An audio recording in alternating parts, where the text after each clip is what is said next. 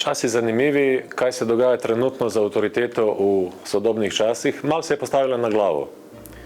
To, kar je bilo samo po sebi razumljivo prej, kar je šlo s titulo, s hierarhično pozicijo, z uniformo, s činom, danes se je malo postavilo na glavo, tako da je formalna moč kot nujni predpogoj avtoritete šel na drugo mesto. Prihaja socialna moč. Ogromnokrat me vprašajo, kaj početi osebo, ki je nad mano, ki mi je nadrejena, ki je hierarhično na višji poziciji. Zelo jasen odgovor. Protokolov ni več.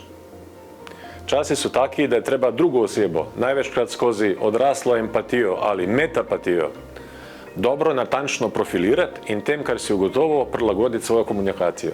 Se pravi, adaptacija, adaptacija, adaptacija. Protokoli, kot so lepa beseda, lepo mesto najde, so všečni, ampak počasi izgubljajo pomen. Komunikacija se individualizira toliko, da smo praktično prisiljeni vsako osebo, ki jo srečamo na novo profilirati, na novo razumeti in na to, kaj smo razumeli, prilagoditi to, kar počnemo z njo. Pogosto najdemo vprašanja baby boom generacije, ki še vedno dela, veterani počasi odhajajo, niso več aktivni, ampak X generacija me pogosto vpraša, kako komunicirati in ravnati z Y generacijo. In tukaj bi vam dal en nasvet. Floskula, da je mladina izgubila vrednote, absolutno ne drži. Vsi imamo vrednote, samih naša mladina ima malo drugače razporejene.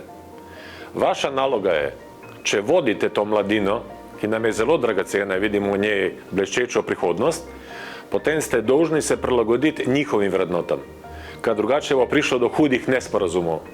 O nesporazumih slišim na delavnicah, supervizija, kaj se to dogaja. Največkrat slišim izraz razvajenost. Lepo vas prosim, pozabite te besede. Ljudje so postali drugače zahtevni in naša naloga je, da se na podlagi jasnega razumevanja mlajših prilagodimo njihovem sistemu vrednot, drugače bomo v kroničnem nesporazumu.